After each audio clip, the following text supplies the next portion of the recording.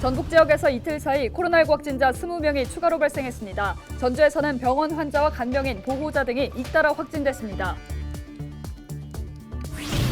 농경 문화를 주제로 열린 김제 지평선 축제가 지난 3일 막을 내렸는데요. 참여율이 저조해 그들만의 잔치라는 비판을 받고 있습니다. 전북대학교의 성희롱 성폭력 예방교육 참여율이 전국에서 가장 낮은 것으로 나타났습니다. 전북대는 성비위 사건이 계속해서 발생하고 있는데도 참여율이 낮아 비판을 받았습니다. 노후된 농기계를 폐차할 때 지원하는 보조금 지급 기준이 확대됩니다. 농업 관계자는 누구나 지원받을 수 있게 됐습니다.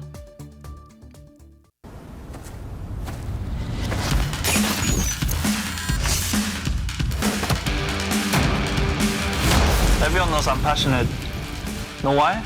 Look at how passionate Koreans are. 등번호 7번을 단 손흥민 선수가 대한민국의 매력 7가지를 꼽았습니다. 네, 그 7가지는요. 열정과 창의성, 똑똑함, 빠름, 애교, 재미, 화려함입니다. 손흥민이 출연한 한국관광공사의 이 홍보 영상이 최근 너튜브에서 큰 인기를 끌고 있다고 하네요. 네, 세계적인 축구 스타니까 팬들이 많잖아요. 네, 이제 일상으로의 회복과 동시에 외국인 관광객들이 대한민국 구석구석 매력을 즐기고 갈 수 있도록 준비도 슬슬 해야겠습니다. 맞습니다. 그런 날이 하루빨리 올 수 있길 바라면서 헬로티비 뉴스 힘차게 출발합니다.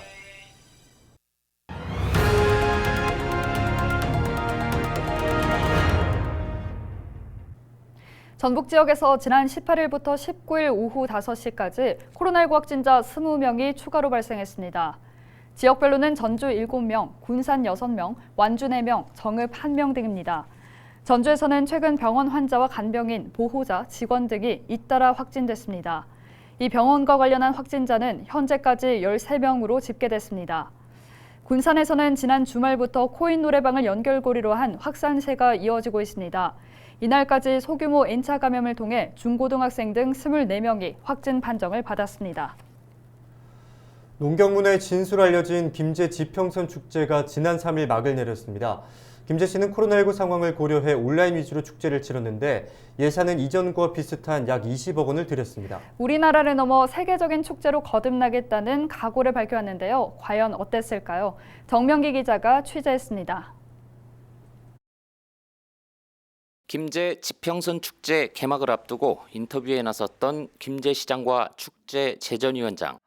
코로나19로 지친 시민들에게 위로를 전달하고 매출 감소로 위기를 맞은 지역 상권과 농가의 희망을 전하며 작년부터 온라인으로 축제를 개최하여 온라인 축제의 선두 주자로 자리매김을 했습니다.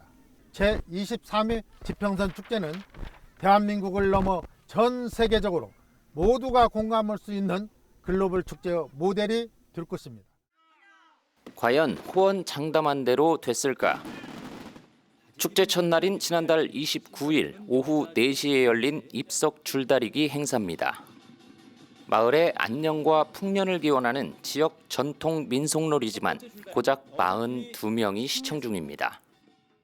하지만 이 가운데는 김제시청 직원들도 포함되어 있습니다. 업무 시간에 잠깐 지원할 때 부팅팀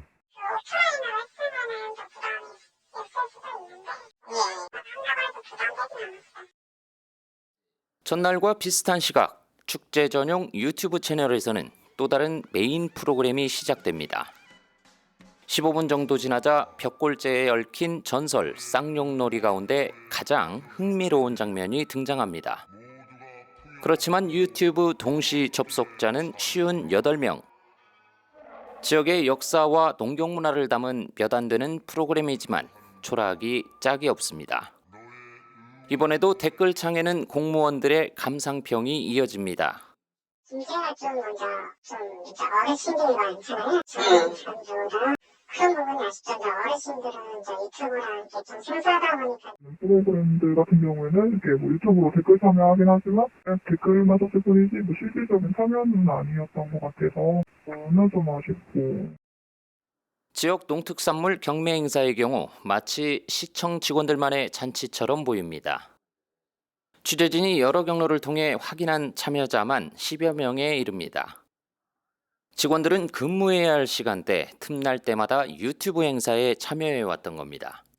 익산, 전주, 고창, 부안 모든 대부분 시들이 팔로워 수가 인구 대비 10%가 다 넘어요. 근데 김제는 5%예요. 실시간으로 방송자 수 체킹을 했는데 60명.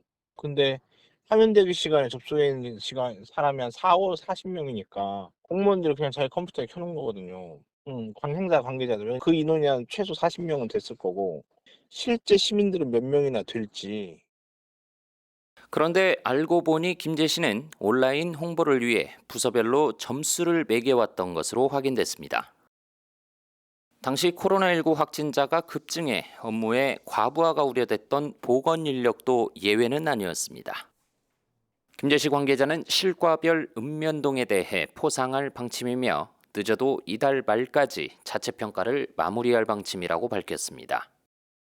거의 매일같이 열린 인기 가수들의 공연을 빼고서는 축제라고 말하기 어려웠던 분위기의 김제 지평선 축제. 김재 씨는 온라인 위주로 치른 이번 축제에 약 20억 원을 쏟아부었습니다.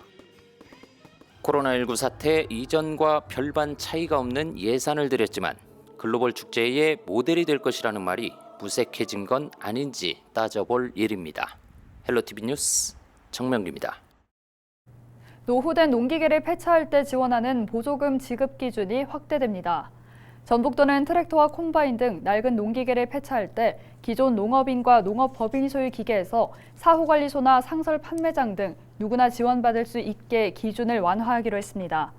보조금 지원 단가도 올라 트랙터는 최대 362만 원, 콤바인은 최대 155만 원까지 상향됐습니다.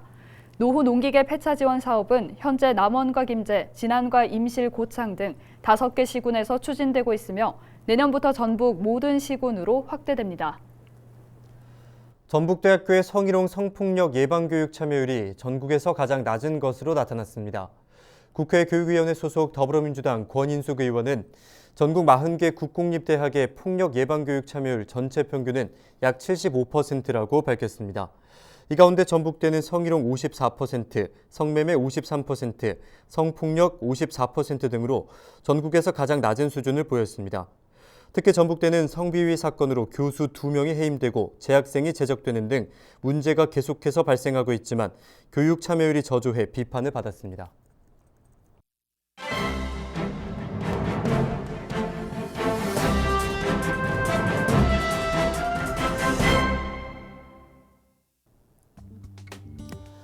(16세에서 17세) 청소년들을 대상으로 한 백신 접종이 지난 18일부터 본격적으로 시작됐습니다.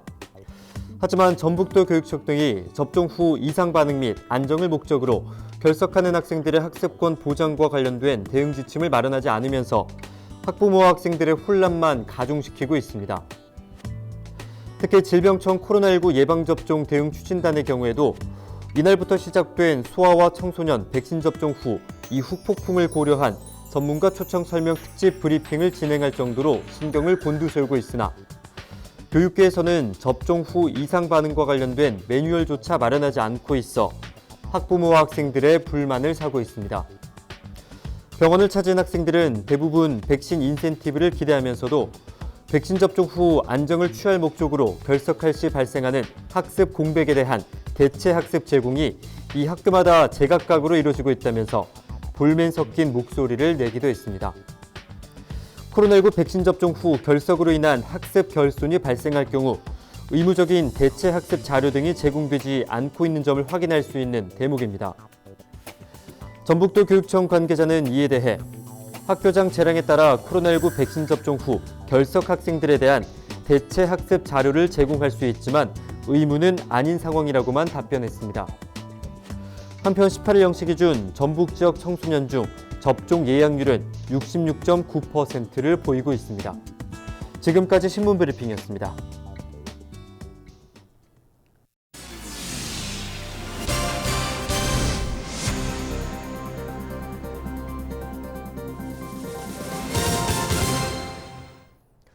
전북 시군 공무원 노조는 18일 전북도청 앞에서 기자회견을 열고 지방자치를 훼손하는 인사교류를 즉각 중단하라고 촉구했습니다.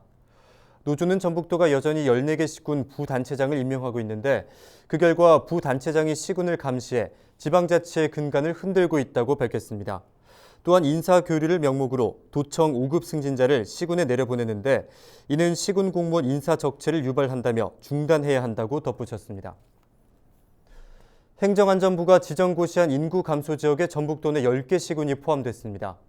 해당 시군은 전주시와 익산시, 군산시, 완주군을 제외한 나머지 지역입니다. 인구 감소 지역 지정은 이번이 처음으로 해당 지자체와 관계부처 등과 협의 후 국가균형발전위원회의 심의를 거쳐 확정됐습니다. 새만금 첨단산업중심 복합단지 개발 사업의 우선 협상 대상자로 김제시가 포함된 컨소시엄이 선정됐습니다.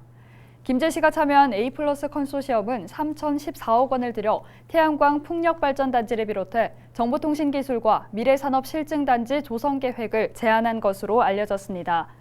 해당 사업은 김제시 광활면 1원 공유수면에 약 2.5제곱킬로미터 규모의 주거와 산업, 상업용지 등의 복합단지를 개발하는 사업으로 100메가와트 규모의 수상 태양광 사업권이 인센티브로 주어집니다. 유진섭 정읍시장이 동합농민혁명 동상 재건립 모금에 시민이 참여할 수 있도록 힘써달라고 관련 부서에 주문했습니다. 유 시장은 18일 열린 영상관부회의에서 새 동상이 건립되는 역사의 한 장면에 많은 시민이 동참할 수 있도록 적극적으로 홍보해달라고 말했습니다. 전봉준 장군 동상 재건립 추진위원회는 전봉준 장군 등의 동상을 새로 세우기 위해 전 국민을 대상으로 기부금을 모금하고 있습니다. 이상으로 뉴스를 마칩니다. 함께해 주신 여러분 고맙습니다.